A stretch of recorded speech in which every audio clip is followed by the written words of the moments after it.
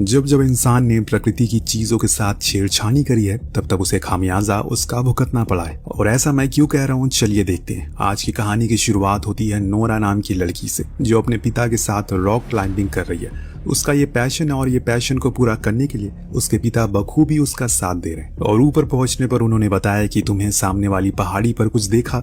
तो नोरा ने कहा कि नहीं, वहां ऐसा क्या है? उन्होंने जवाब में कहा कि वहां पर शायद तुम्हें ट्रॉल्स दिखे, वो शक्तियां जो आज से कई साल पहले विलुप्त हो चुकी हैं, पर कुछ लोगों का मानना है कि उन्हें आज भी देखा जा सकता है। दरअसल एक रोज की बात है जब सारे ट्रोल यानी कि कुछ ऐसे क्रिएचर जो कि बौने होते हैं, जब वो सभी पार्टी करके घर लौट रहे थे तो उन्हें पता ही नहीं चला कि कब सुबह हो गई। और जैसे ही उन पर सूरज की किरणें पड़ी वो सभी पत्थर के बन गए और गायब हो गए। अगर तुम अपनी मन की आंखों से देखोगी तो वो तुम्हें सामने वाले पहाड़ पर जरूर दिखेंगे।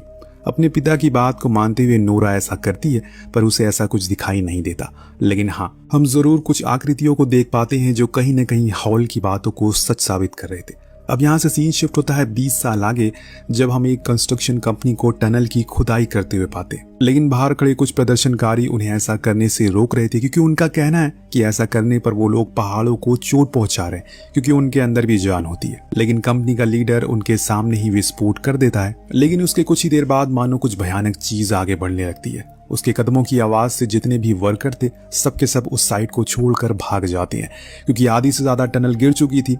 ये हादसा इतना बड़ा था कि शहर के जनरल को भी इस बारे में इत्तला किया जाता है। जो कुछ साइंटिस्ट की रिसर्चर की टीम थी साथ में मीटिंग में बैठते हैं, जिसमें हम नोरा को भी देख पाते हैं, क्योंकि अब वो एक बड़ी डायनोलॉजिस्ट बन चुकी है। उसका काम है डायनासोर की प्रजातियों की खोज करना और पता लगाना कि आखिर उस दिन ऐसा क्या हुआ था जिसे एक ही बारी सारे लोग विलुप्त हो गए। खैर, जनरल इस बारे में सभी से बात करते हैं। कुछ का कहना था कि शायद धमाके की वाइब्रेशन के कारण जमीन धंस गई होगी, कुछ का कहना था कि शायद भूकंप आया होगा जिसके कारण जमीन खिसक चुकी है। पर नोरा साफ साफ कहती है कि आप लोगों को दिख नहीं रहा है कि वो किसी के फुटप्रिंट है। अब उसकी यह बात सुनकर सभी लोग उस पर हंसने लगते हैं। इतने में वहां पर एक लड़की आकर उन्हें एक वीडियो दिखाती है, जिसमें यह साफ दिख रहा था कि जिस समय पर यह हादसा हुआ उसी समय कोई बड़ा सा दायित्व उस जगह से बाहर निकला, जंगलों के रास्ते में चला गया, पर साफ साफ दिखाई नहीं दे रहा है। उसकी इस वीडियो ने सभी के मन में एक अंदेशा डाल दिया कि आखिर ये चीज क्या है। सीन शिफ्ट होता है एक ओल्ड कपल पर, जो आराम से वादियों के बीच में अपना समय बिता रहे थे। तभी उन्हें ऐसा महसूस हुआ मानो जैसे धरती कांप रही है,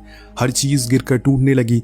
इसीलिए वो फौरन घर में बने तय खाने में जाकर छुप जाते हैं। पर जब बाहर निकले तो देखा कि उनका घर तो है ही नहीं। ऐसा लग रहा है कि मानो कोई उसे अपने साथ ले गया। इस चीज की खबर बाहर स्टेट डायरेक्टर को दी जाती है, जो नोरा को भेजते हैं तहकीकात करने के लिए। इस दौरान कैप्टन होलम उसे बताते हैं कि शायद कोई बहुत बड़ा जीव था जो बस कुछ ही देर के लिए आया और समुद्र के रास्ते से तबाही मचाकर जंगल में कहीं चला गया। हमने पूरा जंगल छान लिया लेकिन वो कहीं नहीं मिला। इतना बड़ा जीव कैसे गायब हो सकता है?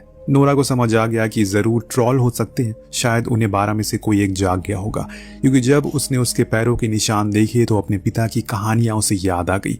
हालांकि उसे इन चीजों पर यकीन नहीं है, लेकिन जब सब कुछ उसके सामने है तो उसे भी यकीन करना ही पड़ा। उसी को खोजने के लिए ये लोग उस जगह के आसपास सारी जगहों को थर्मल पावर से भी चेक करते हैं, पर कुछ भी ऐसा निशान नहीं मिला जिससे ये साबित हो सके कोई यहाँ पर आया था। अब नोरा को अपने पिता के घर जाना पड़ा, जो पहाड़ों के बीच में रहते थे और अपने काम को लेकर इतना फोकस्ड है उन्हें अपना कुछ ख्याल नहीं था। यहाँ तक कि वो अपनी पैंट तक पहनना भूल गए थे। पर उन्होंने इस बीते सालों में सिर्फ ट्रॉल के ऊपर रिसर्च की, इसीलिए नोरा को लगा कि उन्हें बेहतर इस केस के बारे में और जानकारी ले सकती है। जब ये सभी उनके घर में घुसे तो चारों ओर बस ट्रॉल की तस्वीरें, पेपर कटिंग और कुछ नाजीज के टाइम के आर्टिकल छपे थे, जो देख नोरा का साथी तो हंसने लगा कि आपको सच में लगता है कि ट्रॉल जैसी चीज एग्जिस्ट करती है? वो सुन वो गुस्सा हो गए, पर नोरा उन्हें शांत करवा दिया और फिर वो वीडियो दिखाया जिसमें हल्की सी झलक देखी गई थी। उनका कहना था कि ऐसा कुछ 20 साल पहले हुआ था और मैंने इस बारे में शहर के लोगों को बताना भी चाहा, लेकिन उन्होंने मुझे पागल समझा और शहर से भगा दिया।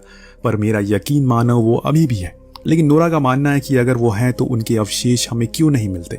आखिर हम कैसे यकीन करें कि वो है? तो नोरा के पिता हार्वर्ड कहते हैं कि उनके अवशेष है यही कहीं आसपास, हमें दिखाई नहीं दे रहे हैं बस। अब ये लोग उन्हें लेकर उसी जगह पर जाते हैं जहां आखिरी बार ट्रॉल के पैरों के निशान देखे गए थे। वही हार्वर्ड हर चीज को देखता है और बड़े ही यकीन के साथ कहता है कि वो यहीं पर है। लेकिन कैप्टन के साथ साथ अब नोरा को भी लगने लगा है कि उसके पिता पागल हो चुके हैं।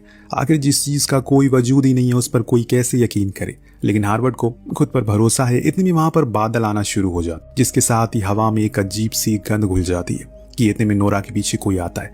जी हाँ दोस्तों, ये ट्रॉल था जिसने सिर्फ अपनी आंखें ही खोली और उसी को देखकर इन सब की आंखें फट जाती है। वो उसी पहाड़ पर सो रहा था, लेकिन इन लोगों ने उसे नींद से जगा दिया और वो अपने पैरों पर खड़ा हो गया है। ये लोग जल्दी से हेलीकॉप्टर में बैठकर वहां से भाग जाते हैं। जब इस चीज की वीडियो हर तरफ फैल जाती है तो लोग में डर पैदा होता है। इंटेल सर्विस को भी अब नोरा की बातों पर यकीन हो गया है, ये भी कि वो मान गए कि वो बड़े पैरों वाले निशान वाला यही दायित्व था। इधर ये लोग सेफली आर्मी कैंप तक पहुंचते हैं, जहां पर प्राइम मिनिस्टर से नोरा कहती है कि उसे कुछ टाइम चाहिए था कि वो इस चीज पर थोड़ी और रिसर्च कर सके। लेकिन प्राइम मिनिस्टर का कहना था कि ये जो कुछ भी है उसे खत्म करना होगा, क्योंकि वो हमारे शहर और हमारे लोगों के लिए खतरा है। अगर वो गलती से मेन सिटी की तरफ आ गया तो सब कुछ तबाह हो जाएगा। लेकिन हार्वर्ड इस बात से नाराज थे, क्योंकि वो इसमें ट्रोल की कोई गलती नहीं है, वो तो आराम से सो रहा है। लेकिन इंसानों को ही खुजली थी ज्यादा डेवलपमेंट करने की, और अब वो जाग गया है। लेकिन प्राइम मिनिस्टर किसी की नहीं सुनते, यहाँ तक कि वो ये भी कह देते हैं कि अब नोरा का काम यही खत्म हो चुका है, इसीलिए बेहतर है कि अब वो अपने पिता के घर वापस चली जाए, क्योंकि आगे की कार्रवाई अब आर्मी करेगी। उन्होंने अब पूरी तैयारी शुरू कर दी, किसी भी तरह करके उसे मार गिराना है। लेकिन नोरा और हार्वर्ड को पता था ऐसा करके वो तबाही को अपनी ओर मोड़ रहे हैं, इसीलिए उन्हें कैप्टन से कहा कि वो उन्हें भी अपने साथ ले चले। वो जरूर कुछ न कुछ तरीका निकाल लेगी जिससे ट्रोल को भी कोई नुकसान ना हो और यहाँ के आम लोगों को भी। बड़ी देर समझाने बुझाने के बाद आखिरकार कैप्टन मान जाते हैं और इन्हें अपने साथ ले जाते हैं, जहां हम देख सकते हैं कैसे आर्मी तैयार होकर उस जगह बैठी है, ताकि जैसे ही वो उन्हें हल्का सा दिखे वो उसे नष्ट कर दे। उन सभी ने नाइट विजन पहन रखे हैं, जिससे इन्हें दूर से आता हुआ ट्रोल नजर आता है। फिर क्या था, ये उस पर बड़ी बड़ी मिसाइलें दागना शुरू करते हैं उसे, वो भी गुस्से में आ जाता है और फिर आर्मी की सभी ट्रक टैंक को नष्ट कर देता है। उसकी त्वचा इतनी कठोर होती है, किसी भी असला बारूद कर उस पर कोई असर नहीं हो रहा था। हालांकि आर्मी ने पूरी कोशिश की, पर उन्हें भी यकीन हो गया कि इस पर कोई असर नहीं